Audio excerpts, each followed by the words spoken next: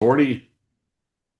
We'll go ahead and start that, and we will come to order in our slightly delayed time.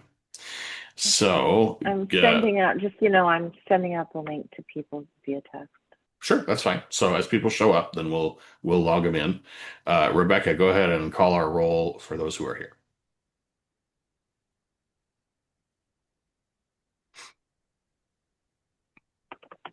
Okay, Lord, I am here. Pat, Isn't he traveling? Yeah, he's in Europe. I am here. Mimi, I am here. Joe. I'm here. You're very faint, by the way. I'll speak loud. I don't know. There's something wrong with the microphone on this. Mary Beth.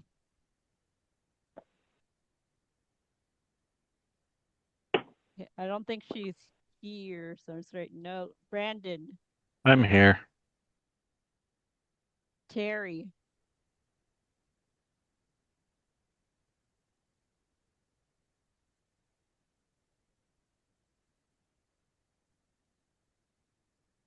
okay, I don't think Terry is here, so absent. He's not.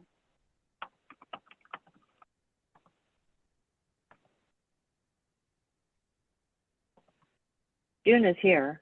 Yeah. All right, June is here. Okay, Mark. Not Mark. currently. I texted him. Brian, is Brian here? No, I just texted him. Lawrence.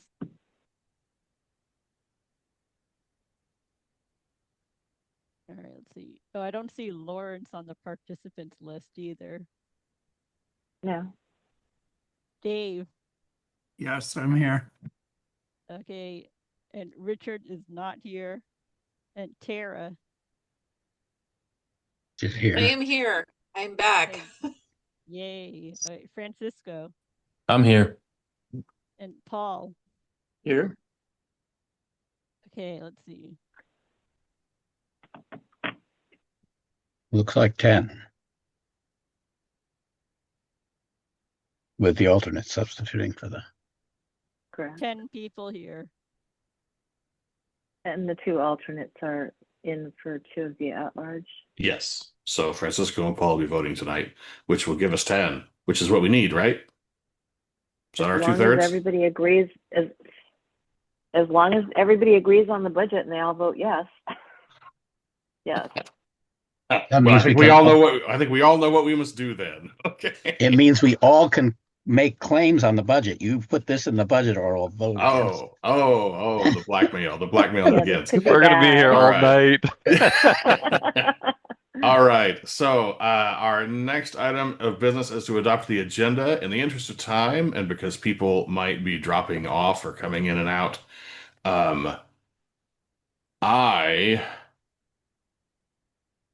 there's two things I wanted to do, but there's only one that's coming to mind right now. Let's skip the stand-ups tonight. It's the holidays. Let's come back to stand-ups in the new year. So I'm going to move that we drop the stand-up reports so that I can get you out of here in a decent amount of time. Merry Christmas to you all. Second. All right, second there. Is there an objection to doing that tonight? Okay, so we'll go ahead and drop that. With that in mind, does anyone else want to mess with the agenda, or are we good to go? We'll entertain a motion to adopt. I will make a motion to adopt, but being that we're not doing the stand-ups, can I make a brief announcement right now that I was going to make? Sure, unless About it's part the of a emails? thing that you were. Oh, yes, yeah, please, Mimi. Yeah, I was going to do that during the stand-up. So, okay, my announcement to everybody is that for whatever reason, it appears that our domain at ca.lp.org has been like somehow blacklisted. So anything that's coming from any of the people that have that have that domain as their email, it's going into your spam blocker, or if it goes to a group, it's going into pending. But either which way, anything, oh, hi Mark, anything that's coming that we're sending out from like treasurer@ca.lp.org chair at ca.lp.org, which would have included the agenda and all that, it's going into spam. So you might want to be checking your spam folders, but I'm working on getting it fixed. I've got somebody else helping me because I don't know how to fix that. If anybody else knows how to fix it, let me know. But that is a problem. So, and then also we're having problems with the Facebook group. And so like I said earlier, I think Mercury is in retrograde, but yeah, there's issues. So hopefully we get those fixed, but that is what's going on right now. And I just wanted to make that announcement so that everybody knows to go look in their spam because there's a lot of stuff in there right now. Have you checked all of the committee ones for the pendings and released them? So now that we Yep. know to look into our personal spam, we can at least find them? Yep. Okay. I mean, I haven't looked for the last like 3 hours, but No, but I mean, you look I went all into the all ones of- that I mentioned. I looked in all of them actually, and I released anything that was impending for any of them. All right. Can I make a stand up? Quickly. 30 Sure, seconds. Sure. Give it 30 seconds, Joe. What I was going to talk about was that I'd been working on the bylaws committee stuff and that we had our report. I don't really have that much to say about it that isn't already in the written report. I just want to make sure, did everybody receive a message somehow that the bylaws committee did its preliminary report? I did receive the report. Yes. Okay. So we would like Rebecca is going to put that on the web page by the 60 days, right? I hope Yeah. so. Yeah, I don't think I ever got it by email. I got the announcement that that it was distributed, but I didn't get it as a distribution. Well, I thought I sent it to the Google groups, which it should have. I didn't check the Google groups. All Maybe right. they are. Anyway, I just wanted to make sure everybody got it and that it was going to go on the website, and encourage everybody to give feedback to us at bylaws@ca.lp.org, which presumably can receive mail from outside. Okay, that's all. All righty. Okay, at that point, I will make the motion to adopt the agenda as amended. All right. We got a motion to adopt the agenda as amended. We have a second for that? I'll Second. We'll call it Mark. We'll come back to you, Dave. Is there an objection to adopting the amended agenda? Okay, we'll call the agenda adopted. That brings us into our public comment period. I want to recognize the presence of Pat Ford, who is with us. Pat, I actually have a spot for you on the agenda, so you need not speak in public comment. But that being the case, I think we have one other member of the public here. So is there anyone who wants to speak in the public comment period? I do. Oh, okay.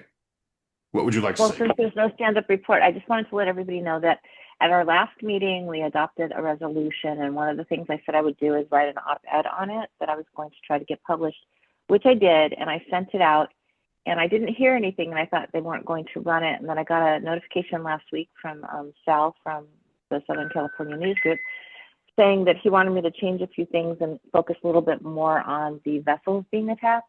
And so it's going to either be run on Thursday or Sunday in the 11 newspapers, because those are the two big days for their distribution.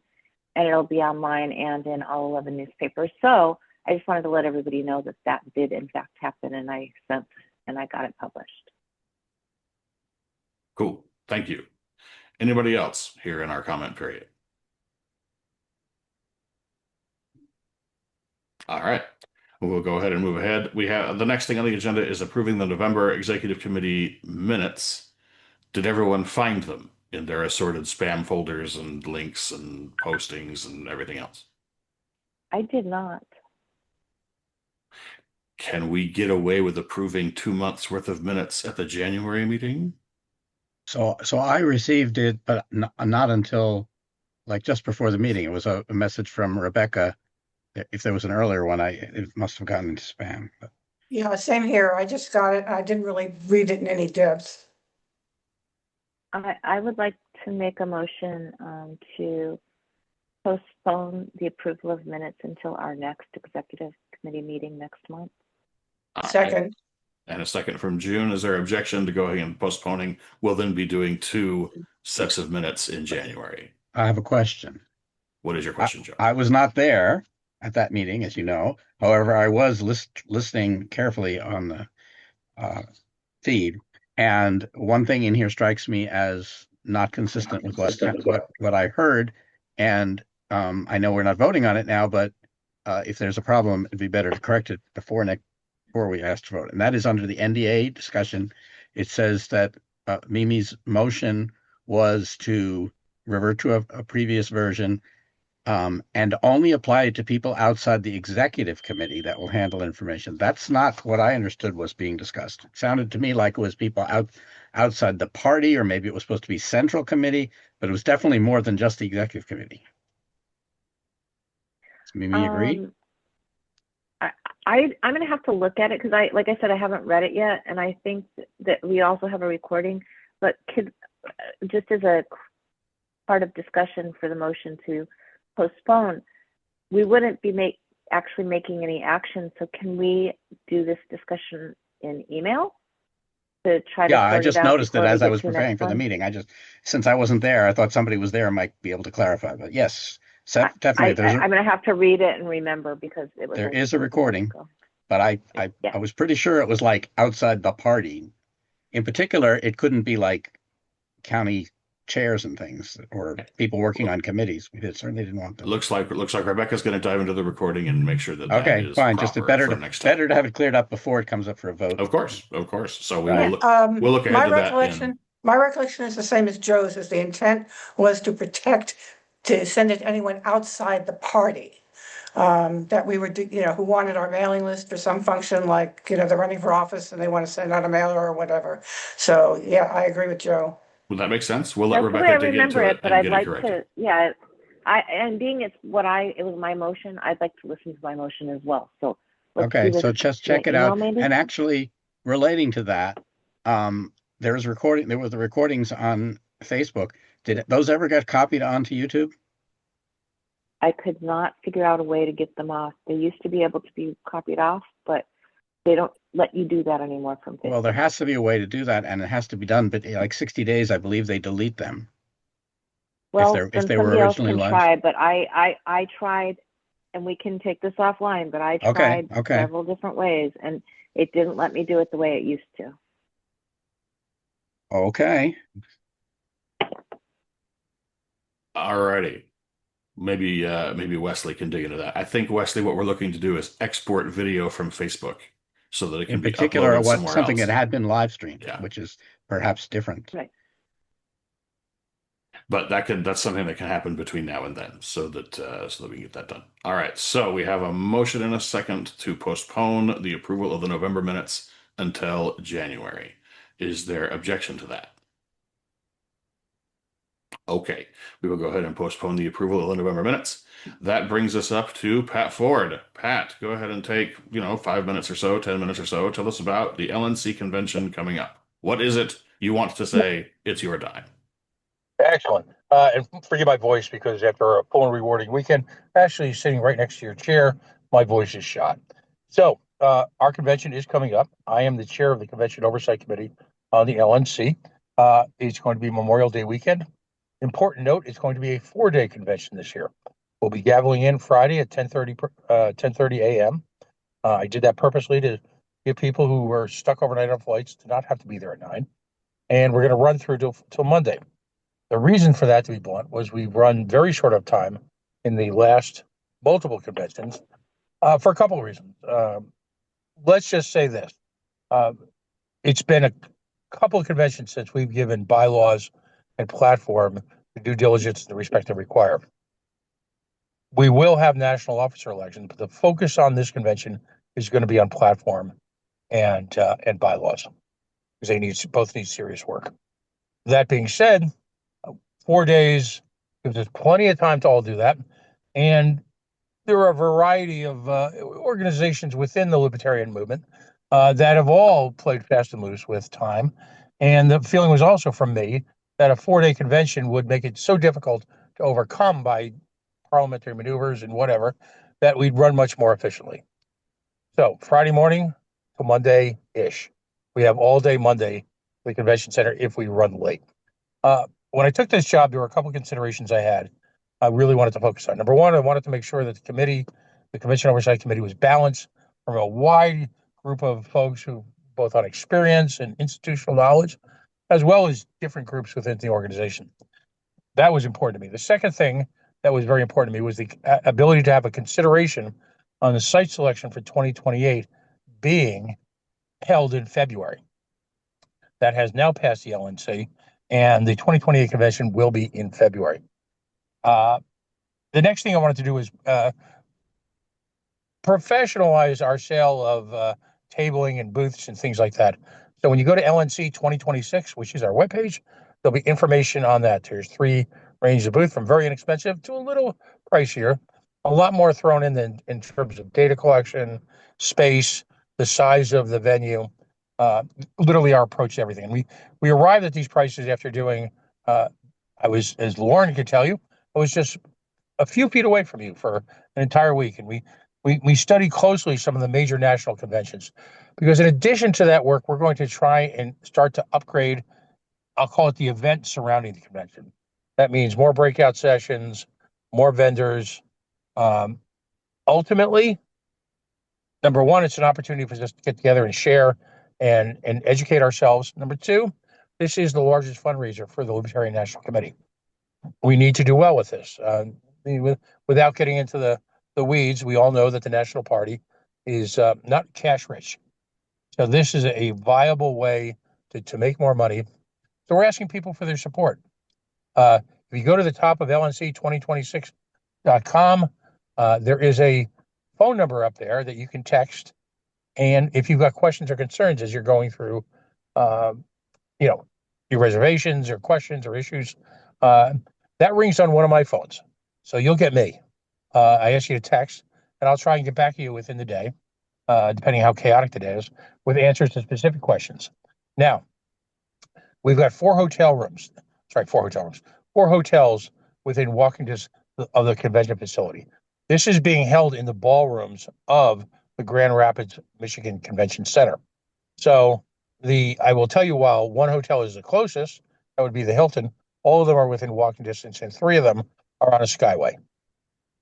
So we're asking people, because this is a significant financial commitment for the organization, to reserve their hotel rooms as soon as possible. And we've already sold hundreds of hotel rooms. So the jump on that, our rate is very aggressive. Considering this is 2026, our rate is $139 a night to $142 a night, depending on the hotel you pick out. We've got a Hilton, 2 Marriotts, and a Hyatt. So if you're addicted to any of the frequent flyer or the rewards programs, we got you covered. But as importantly, and I guess the purpose of tonight is just to explain some of these things to you so you can share it with the membership in California. At least with the Hilton, we're asking people to reserve. You do not have to lay out a penny, a shekel, right now to reserve. You obviously charge when you get there. We've also worked hard to make sure that these hotels, unlike DC, are not charging some outrageous $100 plus a night, fee, for safety or whatever they call it. That's going to be a very fair charge. So we worked diligently on making this convention affordable. We will have discounts in place at area restaurants.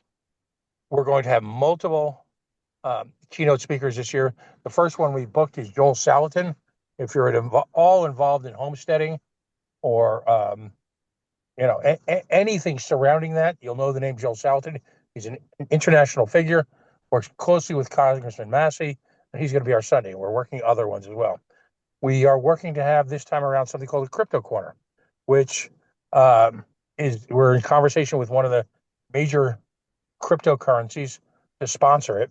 And if you look at LNC 2026, you'll see that in that corner will be an area we're calling Crypto Corner. What we're hoping to do is create a little sub-meeting within the meeting. At Freedom Fest, if you were there, you saw that they had a X Spaces stage. That's what we're going to have there with dedicated internet, so those folks won't be relying on wireless. That's just a flavor of what we're trying to do here. Again, we're asking for your support. We're asking people, package pricing is up now, although the next stage over the next couple of weeks is to add in some of the breakout sessions that you can experience. But we're asking people to support the breakout sessions. We're going to make sure that they're interesting, that there's real quality there, a real difference. We're not, and this is not has anything to do with prior conventions. We're looking to break the mold a little bit there. We're looking for passion from our speakers. There is going to be training there. The Leadership Institute is providing training both Friday and Saturday mornings. There's a 2-day track for breakfast. There's a 2-day track at lunch. And I believe, this off the top of my head, because it's my 4th meeting today. All right. You're looking at about $149 for 2 days of training, and that includes a meal for both days. So, and there you'll see it's a little bit different than the traditional candidate training we've had. One of them, for example, is going to be I call it, this isn't the right title, the care and feeding of volunteers. It's going to be focused for 3 hours, hour and a half each day, 2 hours each day commitment. It's going to be focused on recruiting volunteers, keeping them interested, keeping them engaged. And the other one's going to be a voter connection, they're calling them, where we're going to work on specific ways to keep candidates in direct connection with voters. Now, you'll see up in a day or so, because every couple of days we add to the website a real detailed explanation of it. But we're asking, we're going to be reaching out to, through affiliate support, all the national affiliates, states, to consider at that price, which is reasonable, sending a few and maybe perhaps supporting a few of your folks to go to these training. We've had some really nice training done in the past that surrounds, the traditional roles of the treasurer, roles of the campaign manager. We've done that a lot. Our consensus on the COC was that the biggest challenge facing Libertarian affiliates, we talked to a lot of people. I'm a state chair myself, Warren, and you guys, you can laugh at this. I'm a state chair of a state that is basically the size, about half the size of Los Angeles. I'm the state chair of Rhode Island. But we have a lot of the same issues. And the number one concern that all of us, and I'm staring at all of you in this room, and I've seen your names, and I've met a bunch of you, it's the 80-20 rule. I know that the people that I'm talking to right now have in some cases spent decades volunteering for the party. Wouldn't it be great if we got more help? So that's where the Leadership Institute is going, excels. These courses they've done before, but in a sense, we're going to be tweaking them a little bit. And it's just a great opportunity to get training, making sure that training and the breakout sessions don't interfere with what's going on the floor. Because again, getting back to the start, I think we all can agree, regardless of our personal feelings, we need to tone up our bylaws big time. And there's a lot of questions, a lot of different challenges within the platform. So yeah, we're going to elect a national chair. That'll get the most Facebook time. That'll get the drama. But this meeting, the emphasis is going to be to whatever degree we can place it. Remember, once you guys vote in the convention, our team is just there to serve. You all run the convention, but we're going to do everything we can to make it a successful convention in terms of bylaws and platform. So that's really all I got. Grand Rapids, the airport's pretty decent. I'll tell you, the downtown area is beautiful. It's a great city. We're going to be framing different things to do. It is ostensibly one of the brew pub capitals of America, if that's your thing. And I know of special importance to Mr. Joe Dean is the presence of the Gerald R. Ford Presidential Museum just blocks away. So, Mr. Dean, you'll have an opportunity to experience the president who brought us price control. And I know brought that's us what? Don't you remember whip inflation now with Nixon and? Oh yeah, George? yes, I remember that. But why? Yep. Why is this a special interest to me? Because you're one of the most radical libertarians I know and admire. So there you go. Well, we'll get the over under on whether or not Joe gets arrested for urinating on the Ford Library in Grand Rapids, Michigan. I just want to be there with him. June has her hand up for a question. June, you have a question for Pat? Yeah, regarding Monday, you sort of implied that the time of ending would be indefinite, and that makes a difference in plane reservations. If it's too Right. late in the day, it means you have to stay over another day, if you Right. want to get home in a decent hour. So are you going to set a final time that we can use to make reservations? Technically speaking, this is a full, and it's a great question. It's a full 4-day convention. We may break early, but I would work on the notion that we will be in session a great deal of Monday. I would absolutely work on that.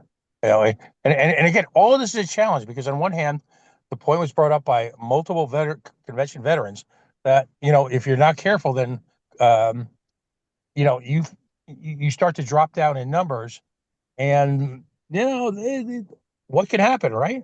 But in the same token, the last convention and all that time invested by people on platform and bylaws, just, and you know what, circumstances demanded it. I get it. But, moving forward, and we're going to experiment this someday. We're going to see what the reaction is. And the next committee will make or break the next, which will be a presidential year, whether or not it's a 4-day convention. But I'm All right. told long before I was involved, it was a 4-day, then switched down to 3-day. And I think we came to the conclusion that overall we suffered because of that. Well, fair enough. All righty. Any other questions for Pat? Sounds like a solid pitch to go to national. Joe, you have your hand up. Now, 2 questions. One is, can you clarify? You talked a lot about the breakout sessions and not interfering with meetings. When I'm looking at the prices, it talks about 2 breakout sessions, 4 breakout sessions, 6 breakout sessions. Are those all sessions that are not going to be at the same time as the business meeting? Correct. So, technically speaking, we're going to have 2 breakout sessions today. In your choice of multiple. We may, that's at breakfast and lunch, and depending on demand, and also speaker and logistics, we may have one after the convention closes as well. So breakout sessions means meal sessions? In most cases, yeah. So when you say you're getting a certain number of breakout sessions, is that like you pick 2 or pick 4, or is that? Yeah, you get to pick. Oh, okay. So there's going to be a certain number of them, and people at different prices get to pick certain number, pick that number. Yes, sir. And there will be multiple. If I do my job, there will be multiple breakout sessions at the same time, so there'll be variety. Okay. And that's all right. But they will not be at this. But they will be like breakfast or lunch, not when the meeting is going on. Right. Correct. Okay. My other question is, where in this 4-day thing are you planning to schedule the LNC meetings? Traditionally, there's an LNC meeting the day before the main business starts, and there's one usually at the end of the last day. But now you're talking about things going possibly till the end of Monday. So how does that fit in? I would be, first of all, I would be shocked if it goes to the end of Monday. Now, if you remember the last convention, we all ended up staying over the next day to have an LNC meeting. It was the morning after. Yeah, well, because we didn't end until after midnight. Right. It was a long day for everybody, and I get that. So the consensus is that the meeting will be scheduled for mid to late afternoon on Monday. We're still working out the timing on the last quote unquote LNC meeting for the current term. So more likely than not, that will probably be a very quick meeting Friday morning. Rather than Thursday. It's not going to be Thursday. Right. Correct. As it stands right now, that's correct. But one of the things you can start expecting, first of all, we've got an email protocol set up so that essentially anything that happens moving forward with the convention right after January 1st, there will be emails going out constantly with updates. And so I'm just asking people to pay attention to those. Yeah, there'll be the, a compulsory fundraising note in there. But by and large, those emails are going to be focused on what you can expect, what's being added, hopefully no changes to the negative.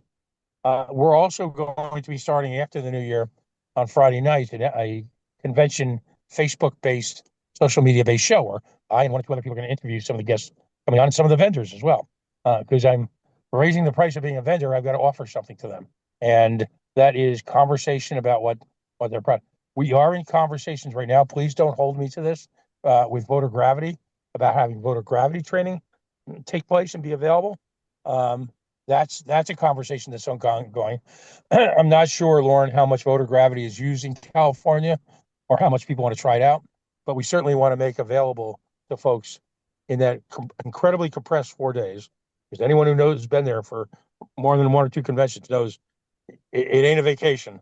There will be opportunities to engage in all sorts of training like that. I'm sure that we'll look ahead to those emails and we'll take a look at what you guys are putting out there for sure. All right, buddy. All right. Any other questions for Pat? If you got a question for me after tonight, use the text line. Just give me a day to get back to you. but it's right on the top of lnc2026.com. And All right. please, final thought, please reserve your hotel rooms. We've got 700 plus hotel rooms available to us, 1,000 delegates. We know people double up. We know people go to Airbnbs. $139 for that. I just don't want to see anyone in the position where they're paying retail rate because they waited, because you don't have to lay out money. Okay? All righty. All right. Well, thank you very much, Pat. All right, guys. Thanks for having me on. You bet. You have a good night. Thanks, Pat. It was great seeing you over the weekend. Yep. We had quality time. Yes, Bye yes, now. yes. And All right. and I hope you're not sick, because I was one sitting next to you all weekend when your voice was beginning to leave. So hopefully I don't get sick. All right. All righty. Well, Pat is out. So let's go forward then to Region 4 Rep Report. Mimi, tell us about the LNC meeting and the awesomeness of it this last weekend. Oh, there was tons and tons and tons. I didn't send out that report until I think last night, right? I don't, and you guys might not have seen it when I first sent it out. So I don't know how much. Let me ask this before I do too much. Did anybody see it and read it? Yes, I read it. Yeah, I saw it. But if you want to give us like a 1-minute highlight. I'm just trying to figure out how much highlight. Okay, so yeah, it was a really great weekend, I thought. We met from the 6th to the 7th at the Hyatt Regency in Dallas, and I was the voting member for Region 4. We had a lot of reports and a lot of stuff happening. I think that a big part of it was, the chair, Stephen Nikela, opened with, different updates, Project Parity, which is within the broader Project Archimedes. That's doing very, very well. I had mentioned in the last report, we had sent out a mailing and we ended up getting like 3 times the amount of money back, or no, I think it was more than that. It was like 10 times the amount back than what we spent. One of the things he wanted to do was do a training with C. Michael Pickens for candidates. And when we get to the budget part, we've got a very, very, our budget is slim because money has been tight, but he wanted to spend the $5,000, and at the fundraiser that night we raised $5,010, so that was paid for. He also wants to working on Defend the Guard right now because of the fact, the situation in Venezuela. This I thought was interesting. Of the candidates that ran in 2025, of Libertarian candidates, 66% of those races we won, which I thought was pretty great. Just as a side note, Hannah Kennedy, our executive director, she wasn't able to call in because she was literally having a baby while we spoke at that convention. And then this was kind of big. I don't know how much of you guys knew about what was going on with like the best derivative lawsuit, but that was settled. Or I'm sorry, not settled. It was dismissed. We got out of that, and then there was a 1-month waiting period to see if anybody appealed it. That has concluded. So because of that, a demand letter was sent to our former chair, Angela McCardle, seeking repayment of approximately $50,000. Our general counsel spoke more about that. We have another lawsuit that was filed by Karen Ann Harlow that is related to her NDA. So we're going to probably have to deal with that. I'm just trying to see what's really exciting. I don't think much of it is that exciting until we get to the budget, but the LNC Convention Oversight Committee, you guys just heard Pat Ford speaking. I'm going to just reiterate, it costs you nothing to book your room, and we need to do that because that lets everybody know that we're coming, and it's going to help us with other arrangements. So I'm going to just encourage that. The budget that was originally presented was basically a deficit of $237,867. We worked during the course of the meeting to bring that down to $45,000, which I think we will be able to make up with, donations like the $5,000 that we got. We did committee appointments. and I put that in a thing. So we've got the platform, the credentials, the awards. I'm going to be serving on the awards committee, ballot access committee, and we had a fundraiser, which, like I said, had, we raised $5,010. Had Mike Surtak and Mary Ruart, Dr. Mary Ruart. Yes, I can speak. Ruart speaking, and that's pretty much it. Oh, other than we got our delegate allegation, which is 107, which is up from what we had the last 2 years. Right. Are there any questions? Yeah, I have two questions. One is about the report that we got of this tremendous return on the mailing. Did they explain to whom that mailing was sent? Because that can make a big difference in the return. I mean, there's all this stuff about Project Archimedes. I'm not actually convinced that the people who are talking about it even have any idea what Project Archimedes was. But it was definitely a mailing. Who did they mail to and get that positive return? So I'm drawing a blank on the name right now because I didn't put it in my report, although they talked about it. Who is the gentleman that was the architect of Project Archimedes? Perry Willis. Thank you. Perry Willis is the one that's involved in this resurgence of Project Archimedes. I couldn't think of his name. I was drawing a blank, but that is who it is. And so they're working on this. I'd have to get more information, and I can get you more information on that. But I know that they, I'm not sure who they sent it to. So I just wrote myself a note, and I can send that to the public list once I get that answer, if you'd like. By the way, Perry is a lifetime member of the Libertarian Party of California. Yes, and I knew that. I just couldn't remember his name. So just very, very briefly, the concept of Project Archimedes was to leverage your existing base to then expand into larger and larger groups of people, and somehow was supposed to be self-perpetuating, which it didn't happen. But you start with your own people, like your people who were lapsed members and stuff like that, and those people you expect to get the best return on. So that's why I'm asking, if they said, oh, wow, we sent a mailing to 10,000 lapsed members and we made money on it, that doesn't mean that the next step is going to work the same way. Hopefully it will, but it's, you expect it to go down. Okay. My other question was, okay. Okay. No, that's fine. I just curious as to whether they even explained how much they did. And it sounds like they didn't. Then my other point was about the 66% winning from the elections. For those of you who have lived most of your life in California, you need to understand that every state has totally different election laws, totally different even what things are considered elective offices. So I'm not saying it's bad that we got 66%, but just be careful when you look at any number like that to look at what states they're from. There are a couple of states that have zillions of elective offices that most people don't ever file for.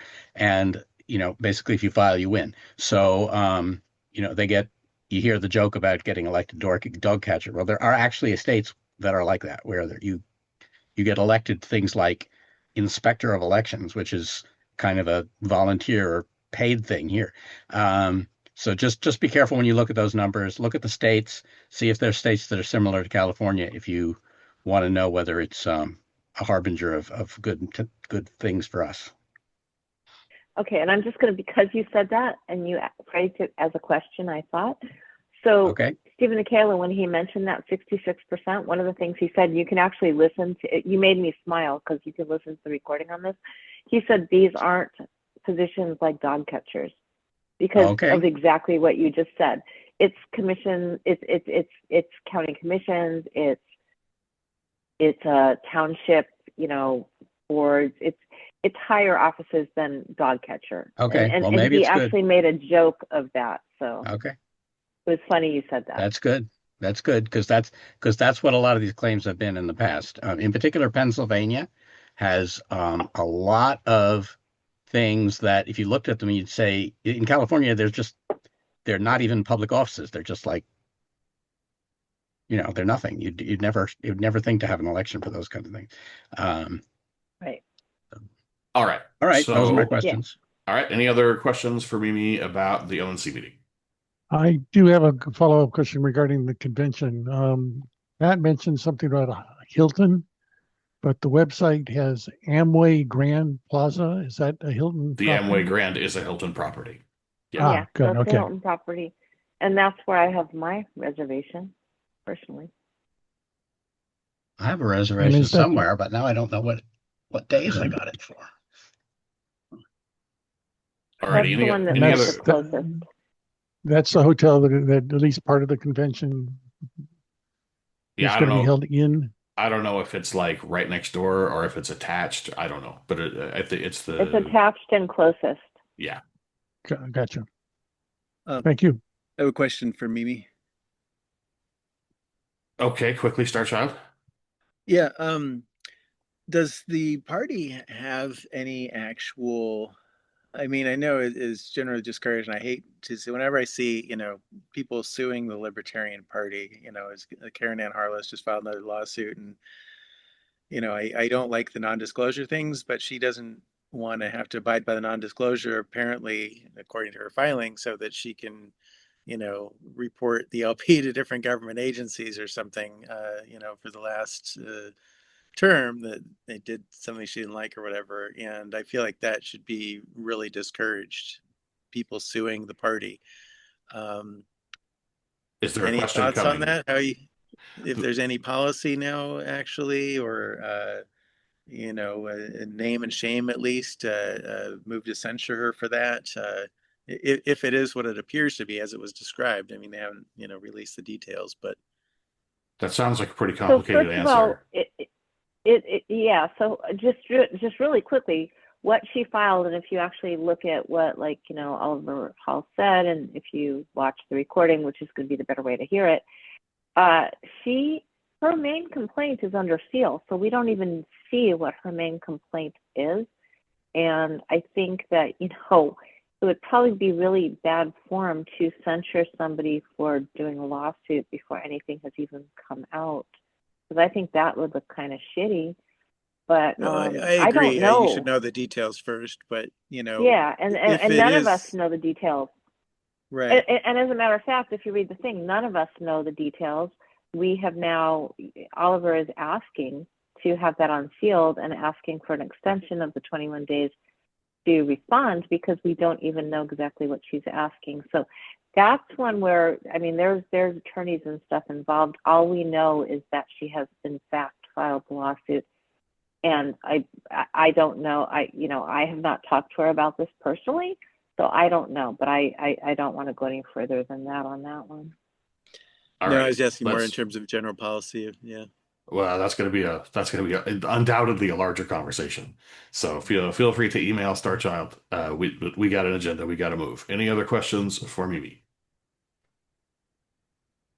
All right, let's move ahead to the treasurer report, which ironically is also Mimi. Yay, Mimi.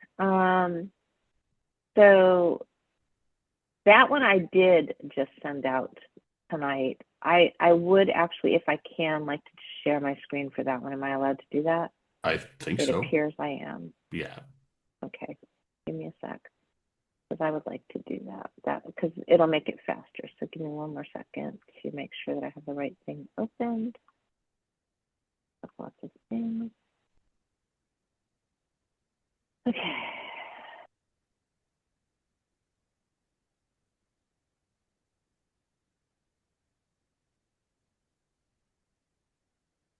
Okay, can you guys see my report? Yes. Yes. Okay, so I didn't send this out until very late because I've been very busy. But, I just wanted to just kind of, some of the key issues is that the more I go through the books, the more I find issues. So it's taking me longer than I thought it would to get everything fixed in QuickBooks. I'm working on it diligently. I'm planning on, like, this weekend, this is going to be my main thing to work on. one of the things is like we still showed that there was outstanding candidate loan entries. Well, those were all forgiven like in, 2020, the beginning of 2023. There's deposit inconsistencies, things that were deposited but never put in either QuickBooks or Neon. Once I get all of that done, I'll have a much better idea of where we are. And then I'll start working more with Michael Van Roy, because he's the CSC treasurer, which makes him the assistant treasurer. And I want him to get more involved and more, more aware of what's going on, because I think that would be great. The financial status, some of the things I mentioned last month, I've fixed, or found out what happened, like the Freedom Fest stuff. So that ended up, we didn't pay $2,800. We paid $500, which I have, in fact, given back to Riverside, because that was something that was agreed to. So beyond that, it was $90 in bank fees. Right now, our income as of today, and I don't know where it will be at the end of the month, but our income is at 102.22% of the budget, which is $58,287.61. Expenses are slightly under. Our net income is slightly above. This may not be exactly right because I'm still fixing things, and I also have to send out the final checks for due sharing.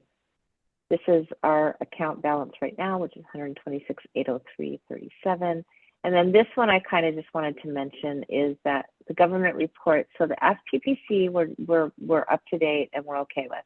There may need to be some amended filings, but we're good.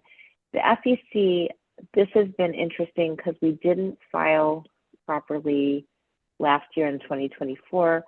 I've been trying to do that. I finally have spoken to somebody at the FEC, and it was Evan McMahon, the LNC secretary, that gave me the person's name.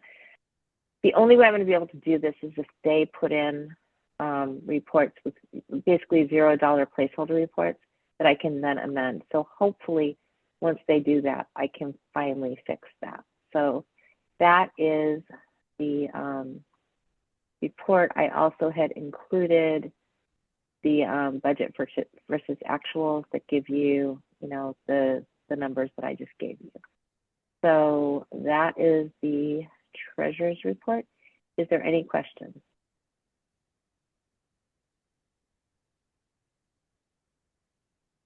All right. Well, that went delightfully smoothly. Thank you, Mimi. Excellent. All righty. So let's jump ahead to our next bit here, the Lapsed Member Project. Dave Schrader, you wanted to take 10 minutes real quick and tell us what you and Mark and Paul are doing as the Iron Triad of the Lapsed Member Project. Can you see the screen I just shared? Yes.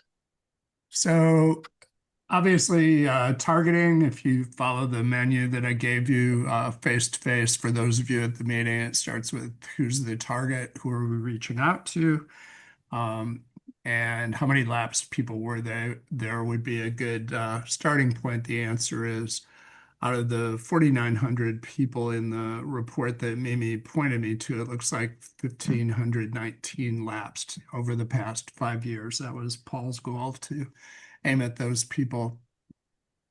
There are a variety of things that you can do to do exclusions on those people. Some of them, starting off, had died. Obviously, the life members don't need to be done. So after you start subtracting out a variety of people, including people who don't live in California, and all of this is up for discussion, but we'll lay it out.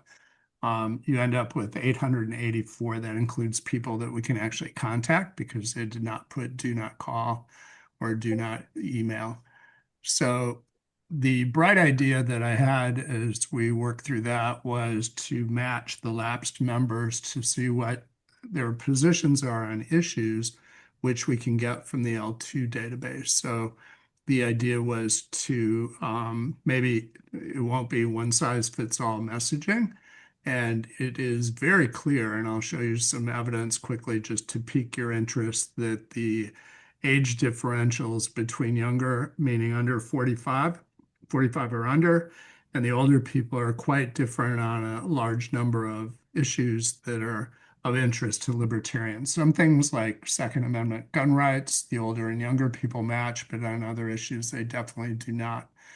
So once we have the targets, we understand them enough from the L2 information where we can match them, then the idea is to write some messaging and then pick out what channels. And the channels would be different too, because older people respond differently to physical mail and phone calls compared to younger people. And there's some evidence around that. So we're kind of stirring the pot to come up with lapsed members. One other angle, which just came up, and I thought I'd just mention it here, is if National is doing outreach, it would be very interesting to compare notes on how they are approaching things compared to how we do that. Based on the information that I pulled, you can do very simple demographics on those 884 people, not all of whom are libertarian, as you'll see in the chart. No surprise that about 80% of them are male. You can see the age groups with the cumulative rates over on the right. So about 45% of them, 46% are under 45. So it's almost a 50-50 kind of distribution. So when you match with L2, you can get these kind of answers back. You can see our ethnicity in the lower right. And then you can take a look at how many people vote. One theory that has come up in the national group that I run is whether people who have higher voting propensity, meaning they vote 75% of the time in the even year elections, does that indicate that they're more likely to join the party and become politically active? So we can do a variety of interesting experiments. The most interesting thing was the application of ChatGPT to some of the data that I was cutting and pasting out of L2. So for example, on attitudes towards Trump, there was a older question on who do you like in the election, Trump versus Harris, or what do you think of the pardons, or what do you think of tariffs? Some of these things are likely to be predictive of people that might rejoin the party. I took that and then broke that out by age. So all ages are over here on the left, 18 to 45 in the middle, 46 to 100. And the ones with the blue arrows are just the beginning of many questions where the difference in answers can be pretty big. Obviously, the unknowns need to be taken out of this. And it turns out that I could take a page like this, hand it to ChatGPT, and it comes back with an Excel spreadsheet and bar graphs, so that the blue being 45 and under and red start popping out in terms of issues that might lead to differentiated messaging. So this work is underway. There are a lot of different categories. What do you think about government regulations, gun control, marijuana legalization? And this one's an interesting just from the insights perspective, where you would expect all libertarians to be fine with marijuana legalization, especially in California. Yet for the people that are our lapsed members, the older people above 46, and there are a lot of unknowns, meaning we didn't get any answers, but 26 to 6 oppose marijuana legalization. And that trend comes up repeatedly, where younger people are totally with us pretty much on social issues and not with us so much on some economic issues, and vice versa for the older crowd. So there are just a large number of issues. Same-sex marriage, you would think all lapsed libertarians would be fine with that, but the older ones opposed it by a pretty healthy margin. So the next steps here are to head in the direction of coming up with messaging. And that's again a pleasant surprise, where ChatGPT wrote messages that take into account some of the differences in social and economic issues. And it can write direct mail or email, or it can write SMS messages. And it can even write donations, and the idea is, take the inputs from the data and create targeted messaging. So I'm quite hopeful that within a couple, 3 weeks, we will be able to lay out a typical lapsed member experimental design that includes the targeted segments with different exclusions and factors like time since lapsing, or were they members multiple times over the last 5 years, but signed up for 1 year and then lapsed, and also whether they're a national member, and then do the messaging, do the channels, and there's more work to be done. But once we have a plan, then I think we can also estimate a budget, come back to people and give an overview for anybody that wants to know about it and proceed. The one other pleasant surprise, I'll wrap up on this, is that I got contacted by someone I know at Caltech. I had been a guest lecturer for some data science certificate programs. They have a graduate of their AI program that just finished that needs a real life project. So the head of that group asked me if I would mentor him. And I said, well, I don't have any sports projects, but I certainly have libertarian projects. So we may be able to get an AI expert willing to spend 5 to 10 hours a week to help us out. So that's what we've been up to. I'll reiterate, I'm willing to help other people in the membership committee or anybody else who wants to work on membership and needs some data and the templates and stuff like I mentioned in the training that we did. Other than Paul and Mark, those are the only people that ask for help. So that's the work that you see. Alrighty. Thank you. Joe, you are raising your hand. Yeah, I have a question about the 451 versus the 884. Is that the people that you are able to match in L2, or is that the people that you have issue information in L2, or some other thing that you were trying to select on? Yeah, I skipped over this page, but it answers your question. So out of the 884, 514 had ID numbers. There are a variety of interesting comments there. For example, and we could debate any of these, like non-citizens that are lapsed. If they sign up for the party, does it matter? Do we want to exclude people that don't vote at all? I didn't do that. There were some kids in there, maybe they're older now, but then even if it has an L2 ID, it doesn't necessarily match in California. So I'm assuming some of these people might have moved, but we only have access to California data. So 451 matched. Well, I'm surprised that there's such low match just on the records at all. Why are you looking at everybody who's ever given money, or are you looking at people who are central committee members? Now, these were people in the last 5 years with an expiration date that was in the right, but in order for them to be a central committee member, they were supposed to be registered to vote. So that means, shouldn't they all be in L2 somewhere? I don't know. I can go investigate. I just know that I created the list, and then I created a private branch, is what it's called in L2, and I asked it to match, and those are the numbers it came back with. I didn't do any investigation on the non-matches. Okay, so there's two things. They might not be there, or the other is the match might not work very well. Right. Because everybody who was a central committee member should have been registered to vote somewhere, and they probably didn't unregister. They might have switched to another party, but they should be somewhere in there. Yep. Unless they were underage. Right. Or a Good permanent resident question. Or something. Okay. It could be the difference is current registrations versus maybe they were registered to vote at one point in time. Okay. My guess is, given the number of people moving out of the state, that we're missing a bunch because of that too. Alrighty. Looks like Ryan Holtz just arrived, so he's here at 7:40. Rebecca, if you'd note that. Any other questions for Dave? Or Mark or Paul? Yeah. I think the biggest finding is that difference on age. Because that's going to really make a difference, I think, for recruiting younger versus older lapsed members. But by and large, I expect also for future reference, we will see the same thing.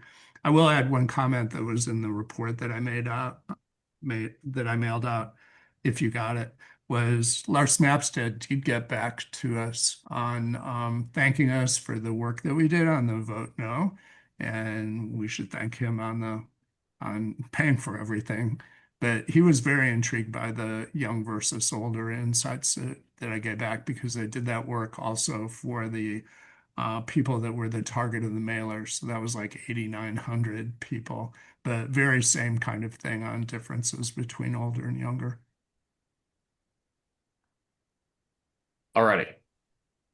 Any further comment or question?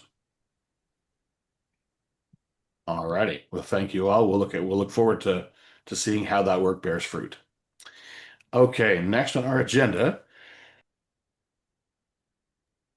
I have been approached by Sonia Feintek, who is the chair of the Libertarian Party of Oregon, the recently elected chair of LP Oregon. She has been working with an attorney to file an amicus brief in a Supreme Court appeal, Barton versus SEC. And the implication in Barton versus SEC is civil asset forfeiture. Barton was accused of a financial crime. The SEC seized basically all of his assets, and he is claiming that that's unconstitutional. And that has bounced back around in circuit courts, etc., and is on its way now to an appeal. The amicus brief is trying to get the Supreme Court to take it up and hear it. So this is potentially a pretty serious civil asset forfeiture thing. Everything about this amicus brief is about sharply curtailing or eliminating the practice of civil asset forfeiture. And so it feels like something pretty simple for us to support, as none of us are pro civil asset forfeiture, I suspect. So what Sonia is looking for is she's looking for affiliates to co-sign on the amicus brief. So she's got about 8 or 10 states that have signed on as well. All she needs from us, meaning me, is an email that says, we voted on it, we love it, stick our name on it. And she would love to get all 50 state affiliates in a big list to co-sign this amicus brief. So what I'm proposing here is that we go ahead and greenlight that, and then I send her the email tomorrow morning, and we get ourselves on this amicus brief.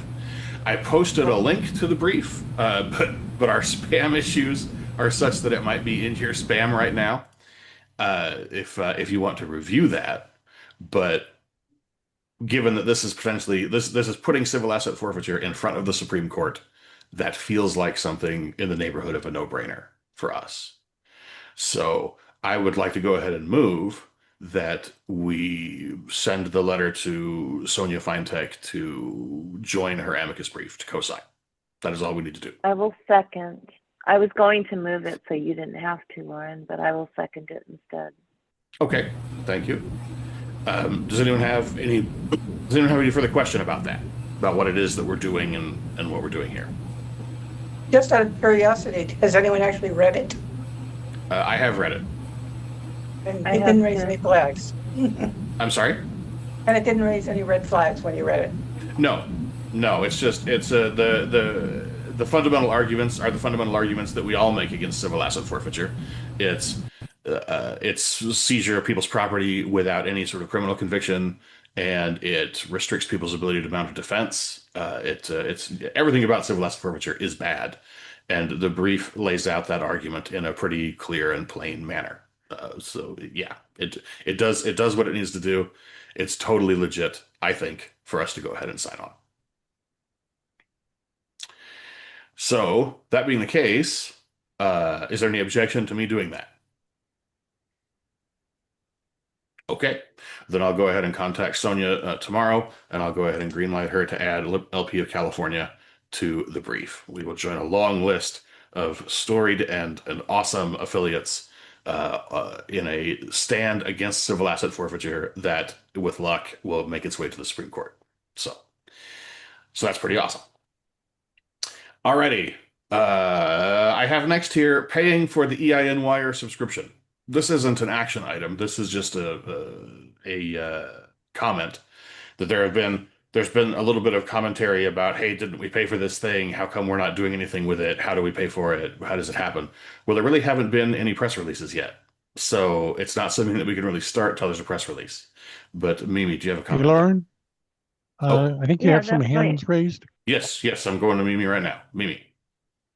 yeah, that is my comment, is that I've said this on some of the emails as well. Until we have a press release, we don't sign up for the service, because your date starts the minute you sign up. So it makes no sense to sign up until we have a press release. So if somebody wants a press release, we can do that. But as treasurer, I can, you know, with my credit card, do the thing. It's just that I don't see that we need to do that until we have one. So that was all I was going to say, like what Lauren was saying, and that's what I put in the emails before. That's all. Thank you. June. Well, my intention was that we were going to send out a press release based on the resolution we passed. I don't know, maybe I didn't make that clear, but it certainly didn't get conveyed to the committee in a way that produced a press release. So given that there isn't a press release, there is no sense in paying for it. I just don't understand why we didn't manage to get a press release out of that. I have a question for you then, June. Who was supposed to write that? Because I didn't say I was writing a press release. I said I was No, I writing thought the an op-ed. committee, I would think that press releases would come out of the communications committee, and I sort of thought it was referred into their hands at the point where the resolution was passed. But I may not have made it clear that I thought it had become a formal responsibility of theirs at that point to do so. Okay. Yeah, I don't think that, I think that wasn't at all clear, because the only thing that came out of that was that I was going to write an op-ed. No, I know you volunteered to write an op-ed, but I mean, and op-eds are good. I hope you keep writing them, but I think there's a separate role and a separate function for press releases, and I would have been happy to see both. But you know, you as an individual can write any kind of op-ed you want and use your connections to get it published. But if it's a press release, I believe that we're talking about an official publication of the LPC, and that would have to come from the communications committee. Somebody could send them a draft, I presume. I didn't do it. Nobody asked me to do it. And Wesley didn't indicate that he wanted somebody to write a draft for him. So that's part of it. In other words, there was a lot of confusion. There's nothing we can do at this point except wait for another opportunity for something topical to write a release on. But I do think that anything that the press release should have the imprint of the communications committee on it. Okay. All right. Any other comment on that before we move ahead? Alrighty. My next thing here is committee reports as needed. I don't know, is there a committee report that we need to deal with, or can we just go straight to the budget? Which is, I suppose, a committee report in and of itself. It's a report of the budget committee. But is there anybody else that wants to jump in line ahead of that? All right, then let's go ahead and go to the budget. Mimi, part 3. Okay, so yay me. Give me a sec.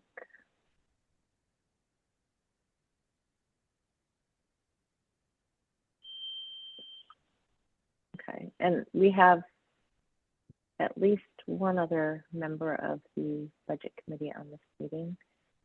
I think it is just one. It's Dr. McElroy, the one that's clapping right this second.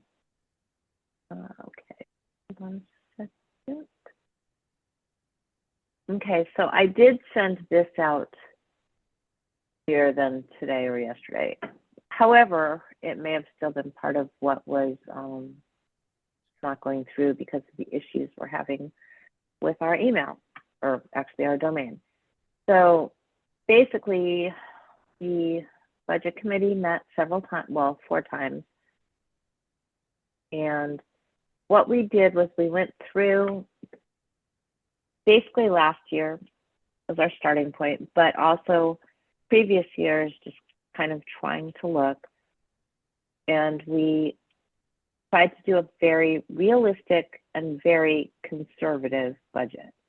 Now, I know that there's some people on here like Mr. Hinkle that would like to make a amendment to it for something, you know, for like the state fair. What we did right now was we did, again, a very conservative budget. So can you guys right now see my committee report and let me know if anybody didn't read this previous?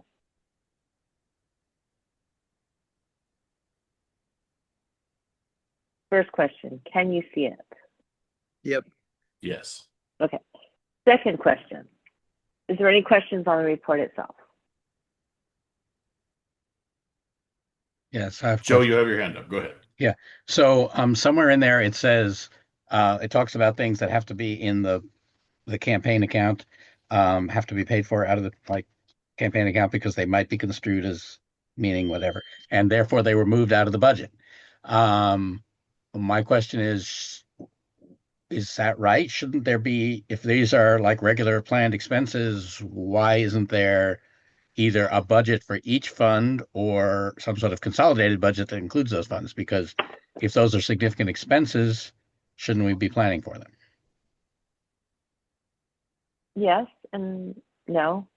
So the way it works is that the CSC is actually a different committee, and certain expenses have to be paid out of the CSC unrestricted account.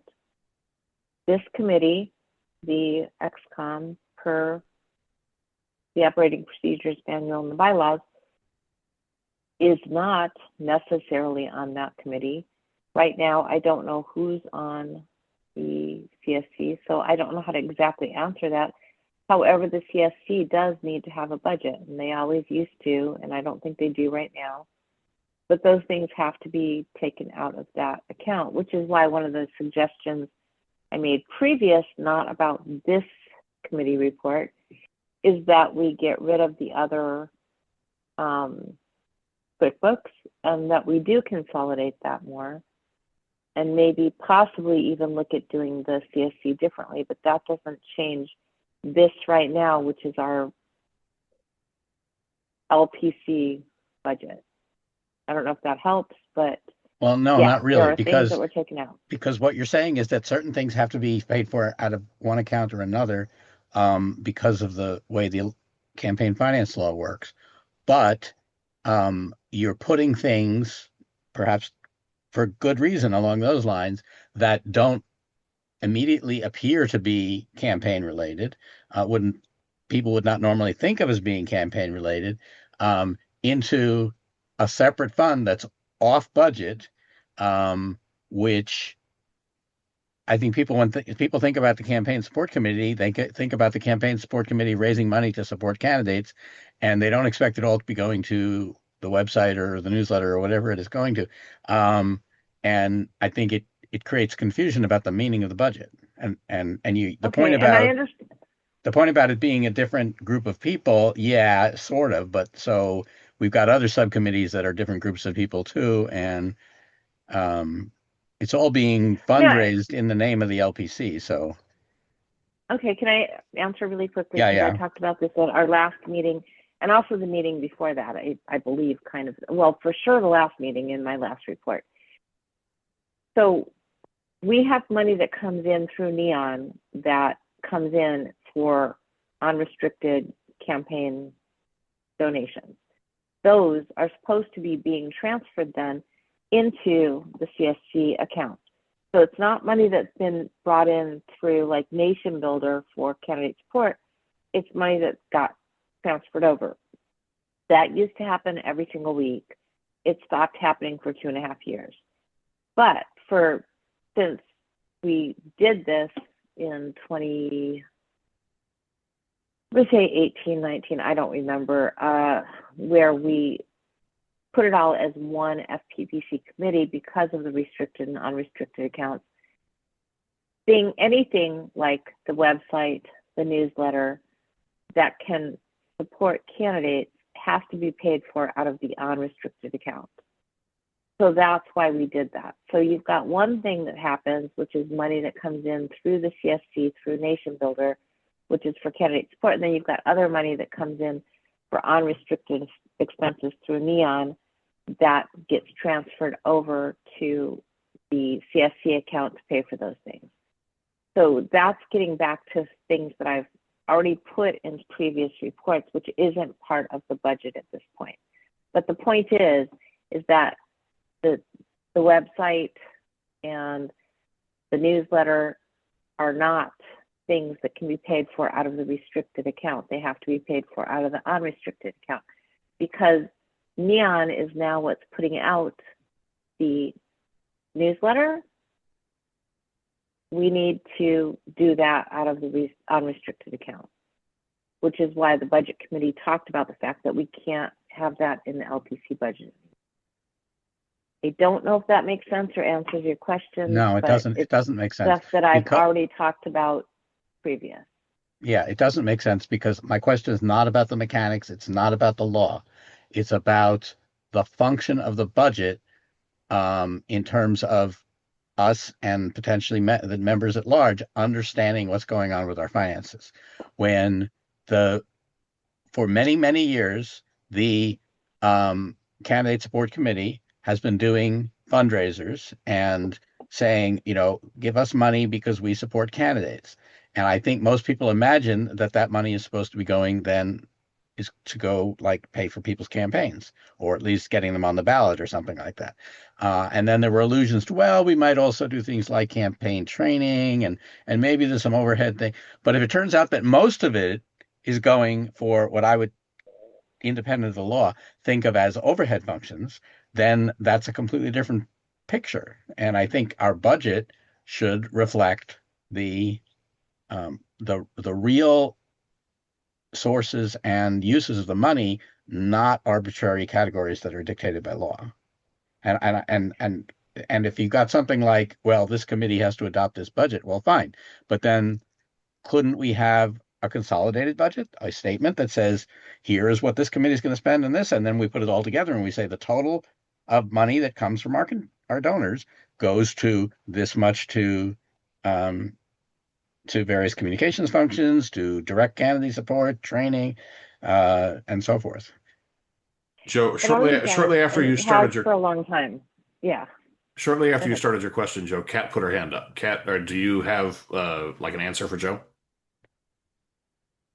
Yeah, I mean, I think Mimi answered it, but I guess what I would say is I've been on the budget committee, I don't know, several times in the last 4 or 5 years. We always only do this side of things. The CSC does their side of things. However, maybe this XCOM wants to direct the budget committee to do something. We're basically off until next October. So maybe next meeting, somebody can put forward a motion if that's important to you guys and direct us to do something different than what we've done. But as far as like what we're done, this is what we've done. This is how the budget works. Question of fact, does the candidate support committee ever work on a budget or publish a budget?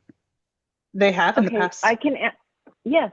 And I'll answer that really quickly because, all I can talk about is what used to happen in CAT, like when you were on the budget committee way back when I was chair and the candidate committee, support committee did things. The candidate support committee did in fact have a budget. Part of their budget was what they budgeted for actual candidate support, which was what they fundraised. Part of it was what we did on the unrestricted portion of it that came in from what came from Neon. Those were the two different parts. I don't believe that's been done since 2023. Okay. So, prior to 2023. So I don't really care how it happens. I just think there should be a picture of the whole thing. I get it. So what you can do, like Kat just said, is you can ask the budget committee to go through, and as treasurer, I have access to all of it. And I can tell you what's been going on with the candidate support committee. And what's been going on with the candidate support committee is nothing has been coming in from the candidate support committee. And the only thing that's been going out is the payments for things like these things we're talking about. And it's a problem and we need to fix it. But that's not part of this budget. This budget is simply the restricted account. That's all that this budget committee talked about. So if you Okay, I want us don't, to do something different, you yeah, can I don't ask want us to debug to, it but that's now. not what we did right now. I don't want to debug it now. I just think at some point we should look at all of the questions of financial reporting and budgeting and see if there's some way to come up with a complete picture. And that might be each committee does their own budget and then somebody goes and binds them into one thing or whatever. I just think I think it's misleading to look at only one committee and say that's the LPC, because in fact the LPC is all this. That is true. And it's all one FPPC committee, except for there's also FEC stuff. So it's complicated, but yeah. I know. Okay. Let's look at it. Okay, Let's look so- at it sometime. Yeah, no, and I would like that. And we could even do that at this meeting. You could make a motion to direct the budget committee, since we have nothing better to do because we already finished that other work. We could do some more work, right? Right, Kat? You guys are champions. By the way, right now the candidate support committee, according to the website, consists of Lauren, the treasurer of the state chair, and the treasurer of the candidate support committee. That's it. That's all they are. So Correct. it's not like there's some strange separate group that we've never heard of, people we've never heard of. But I do agree, though. It sounds like there is a substantial conversation to be had about money flowing back and forth between these accounts and potentially consolidating all of this just to make that simpler. Well, and it can't and more be, and more just transparent. really quick, really briefly, we can't completely consolidate it because it has to be two different accounts for the FPPC.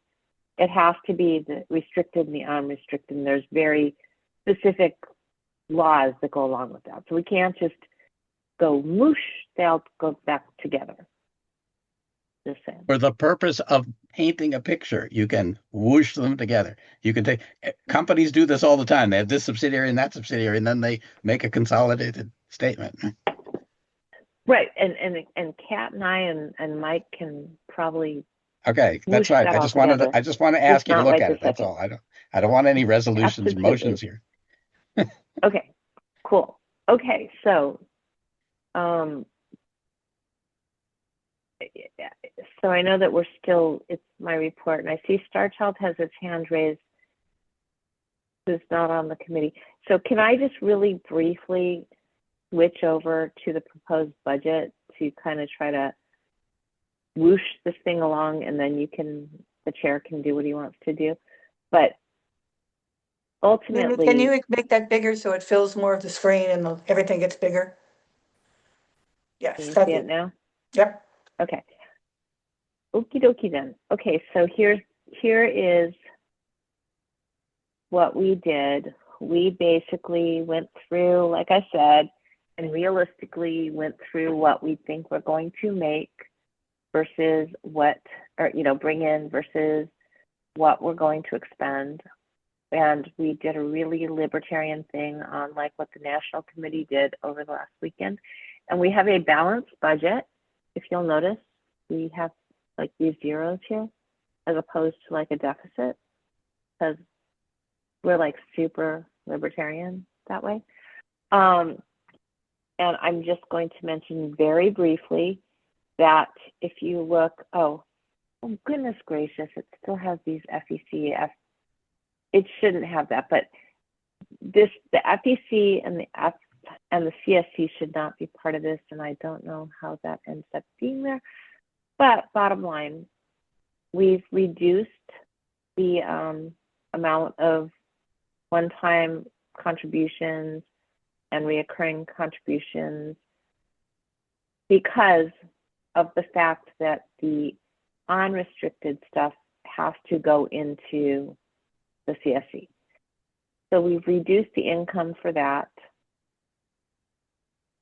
and we've brought in what the income for the convention would be, which is a wash. It's a 0-0 wash as far as 30,000 in, 30,000 out. We're saying that we're going to bring in 8,000 convention donations, which is restricted money. And we've gone through with our expenditures, which does not include things like the state fair. I just have to put that out there. But it has all the things we know we have to spend, and it's a zero budget. So as part of the report, I am the treasurer. This can be amended, but I am making the motion to adopt the budget as presented. Second. All righty. So we've got a motion to adopt the budget and a second. This requires a 2/3 vote. Can we just do this without objection, or do we need to call through the roll and make sure that we've got 2/3? All right, 2/3 it is. All right, Rebecca. Mr. But Chairman. you have to ask for discussion. You have to ask for discussion. You're absolutely right. Let's go ahead and do some discussion action. Discussion All on right. this thing. Well, Starchild, I think, has got his hands up, and All right. I'd like to speak.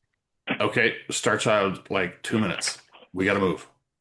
Yeah. I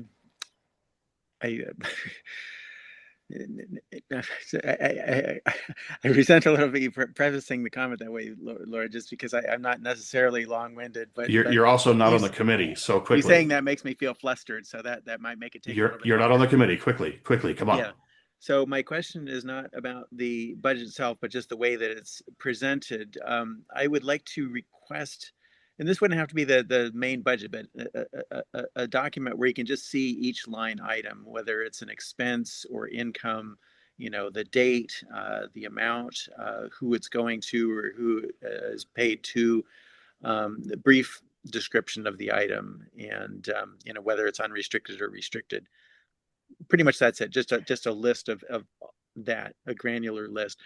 I've asked for this at both the state and national level in the past, and I've never understood why we don't do this, because that would make it easily, I think, understandable to anybody. With all the categories and stuff, it can be kind of confusing if you're not a financial person. So that's it. Alrighty, thank you, Mark. All right. So I sent a request to you and the treasurer regarding the state fair project. For those who are not aware, I think since 2015, the Libertarian Party has been a concessionaire, or had a booth in the state fair. Runs from July 17th to August 2nd. James, what's James's last name? James Just, Sacramento. Just, who's currently the chair of Sacramento, has agreed to stay on. The last 2 years, because of the LPC not being involved in the fair booth, the Santa Clara and Sacramento parties have picked up the ball and ran with it. So I would like to actually modify the budget to include $4,000 in additional fundraising, which I will personally take responsibility for, and $4,000 in expense to have a booth at the California State Fair in 2026. Okay, that sounds like a motion to amend the budget. Does it need to be a motion to amend the budget? Yeah. If you're going to be raising the money to just cover it. No. Well, point of information. Sure. Okay, so I don't know if this is really a point of information, and your motion hasn't been seconded yet, Mark. No, it does not have to be a motion to amend the budget if we're going to fundraise for it. So as an example, at the LNC meeting, Stephen and Kayla wanted to add $5,000 to the budget for candidate training. We did not add that to the budget, but instead $5,000 was specifically fundraised to pay for that. So I would suggest that if we're going to fundraise for something, we don't need to add it to the budget, because we're adding a plus and a minus to the budget, which I don't think is necessary. What I would do is make a motion which is going to totally screw up this whole thing of the balanced budget, and make a motion to spend the $25 to pay the filing fee for the booth, to basically make it that we are in fact going to be part of the state fair. I like it. Does it only cost $25? That's the For application that fee. part of it, application fee. yeah, Okay. that's the application fee. Got it. I was going to say that's crazy. All right. So Okay. I'm going to make a motion to do that. And I'd I'll like to second it. listen to what Kat has to say. All right, Kat, go ahead. I was going to say the chair has discretionary fund in this budget that maybe he wants to throw that towards and not worry about an amendment. That's a fair point. That's a fair point. We dip into my discretionary action to pay that filing fee. We don't need to worry about a motion and screwing up the budget. Is that reasonable for you guys? Yeah, I just want the LPC to assume responsibility for this activity. Sure. Yeah. And I get that, which is why I made the motion that I did, because that says we're doing it as opposed to it's like a behind the scenes kind of thing. Is this something that Mark and I can do quasi behind the scenes and then report on it in January? Does anyone have an objection to that? Mark. Do you have an objection to that, Mark? Just so long as it gets done. I don't care the mechanism. That's fine. All right. I will send you an email tomorrow, maybe, or maybe I'll text you because you'll never get my email because it's all going to spam. One way or another, I will contact you tomorrow and we will figure out how to pay for the fare.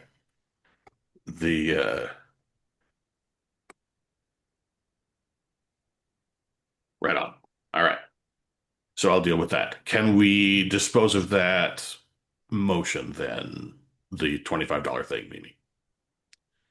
Oh, it was not seconded, so therefore. Well, Mark seconded it before we realized that I had money to do it.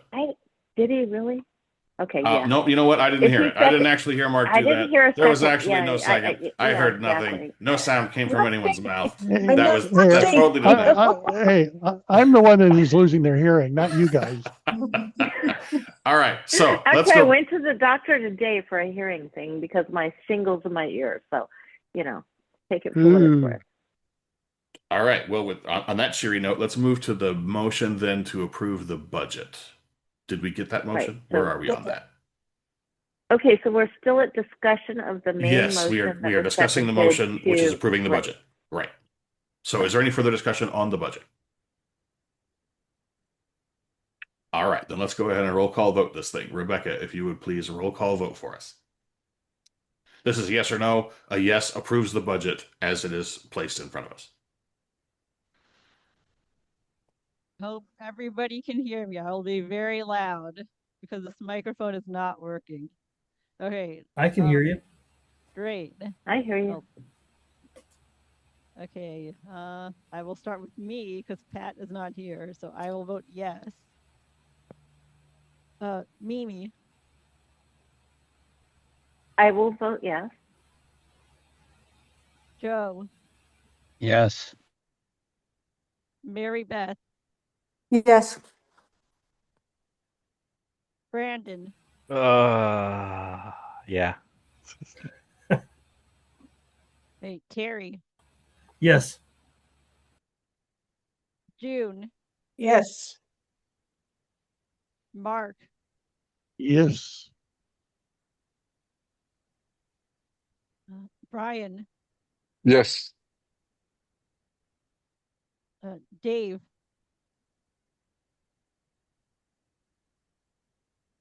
Yes. Tara. Tara has had to leave the meeting. Okay. All right. Francisco. Yes. Paul. Yes. Okay, and Lauren. Are we past 10 votes? There's 12 yes. All right, then I don't need to vote, so I will not vote. Alrighty, so am I hearing we're at 12 affirmative and no opposition, and me not voting? Yes, there's 12 yes and 1 not voting. All right, then we will call the budget approved. We have approved the budget for 2026. Alrighty, moving ahead. Oh, yes, that's right. We've got to do the goalposts, Mark. We got to do the uprights. The committee appointments, if any. I have a note here to sort out the membership of the membership committee. There was some confusion at the end of the at the last meeting about who exactly was on the committee and what that was doing. At this stage, the operating procedures manual calls for 5 members plus the chair as an ex officio member. We presently have, I think, 7 or 8. According to the website, there are 7 plus the chair. Right. So we are at 2 too many on the committee based on how it is prescribed right now. So the question is there anybody who's presently on the committee that is willing to step off the committee in order to get us back to the 5? Or is there another potential solution to this that someone has in their bag of tricks? Yeah, Well, I moved to. I was the only one who was only interested in recruitment. Well, I mean, the only one whose sole interest is recruitment. I mean, I can continue doing that myself without being on the committee, especially if the committee is going to mostly focus on retention. So, I mean, the purpose in my being on the committee at all was because we just combined recruitment and membership. And I don't really care how we sort that out. I'm going to keep working on recruitment on my own. Well, I can absolutely respect the idea of a personal passion project. Mimi, you have your hand up. Yeah, I just have a question. So right now, the 7 people on the committee, that would be, so 3 of those people, or we don't know really, but 3 of those people are area coordinators, correct? It's the chair Yes. is no longer one of those people, but I know that that Joe does want to be on that committee. So does Mary Beth and Brandon really, really want to be on that committee? No. Because it could be very easily done, just that way. All right. I would say no. So I'm hearing, Mary Beth, that you are prepared to step away from that committee. Yeah, this is the recruitment? Yeah. This is the membership committee. Yeah. This Okay. is membership committee, yeah. Excuse me. Yeah, And Brandon, oh, I'm sorry. I can help in another way, but no, I don't need to be on the committee. Okay, fair. Brandon, how do you feel about it? I mean, I'm working on a project, but I don't care if I'm on or off the committee.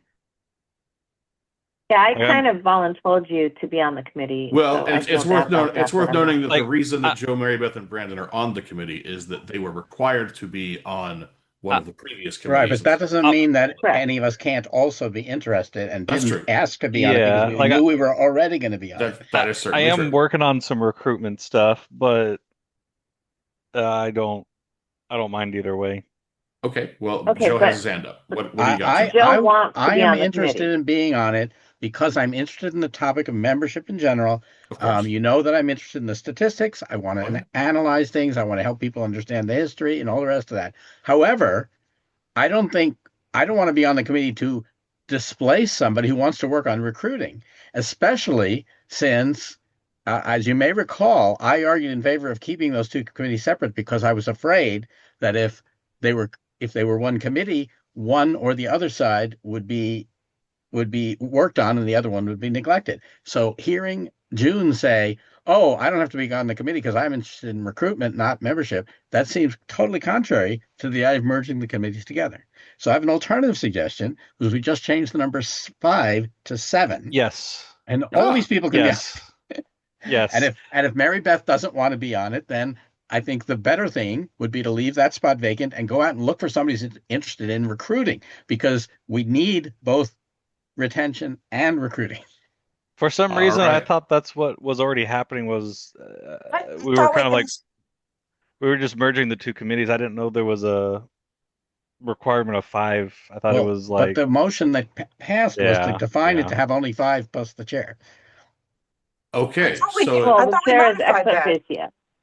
I thought Okay, we had changed that I thought we saw that problem last time or 2 meetings ago, and we actually expanded the number of people that may not have gotten into the ops We did manual. that but- for various committees, but not this one. Yeah.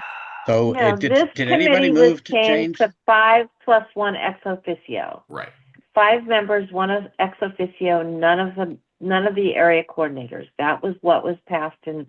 None of the area coordinators as ex officio, not as area coordinators. Right, not required for the meeting. Is there a motion No, on the the floor? the chair Joe, was the only ex officio. I Right. move to I'm- ex officio does not mean non-voting. Those are 2 separate things. I am looking for you to make this motion. I Joe. move that change 5 to 7.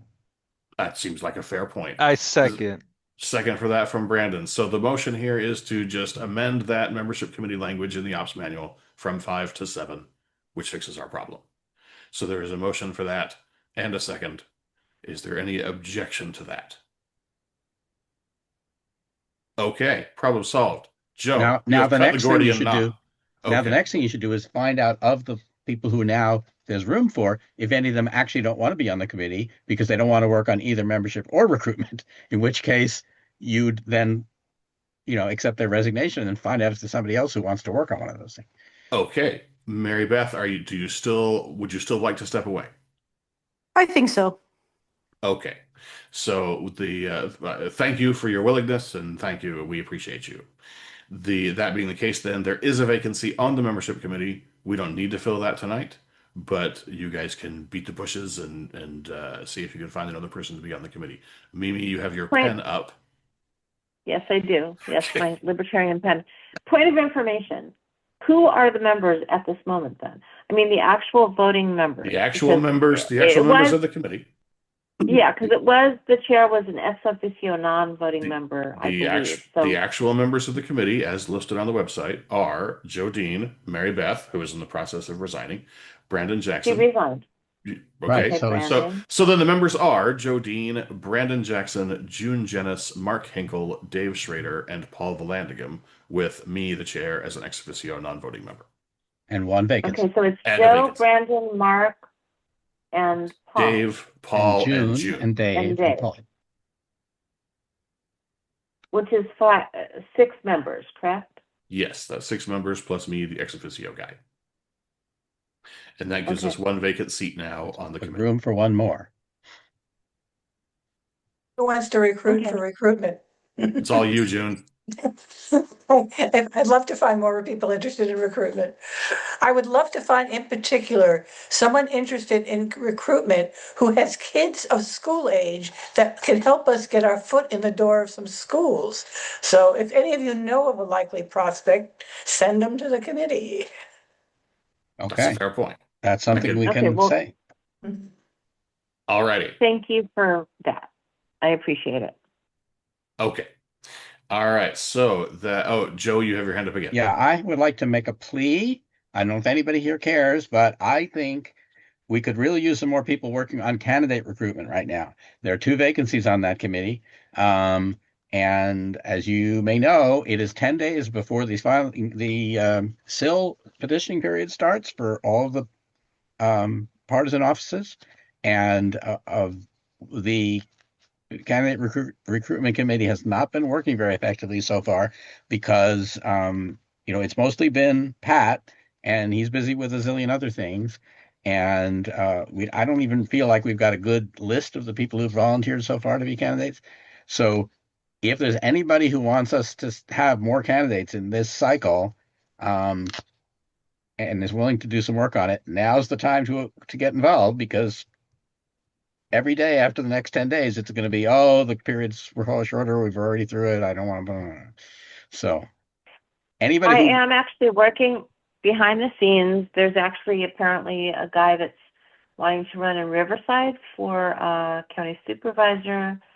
I've been talking to a lot of candidates. I do not want to be on the committee, but I am working with people to try to find people. So I will feed them your way, Joe. Okay, please do that. Hey, are you aware that Riverside has endorsed a non-libertarian to run for supervisor at this point? I don't care. Okay. I just don't know what kind of conflict that's going to create. That's all.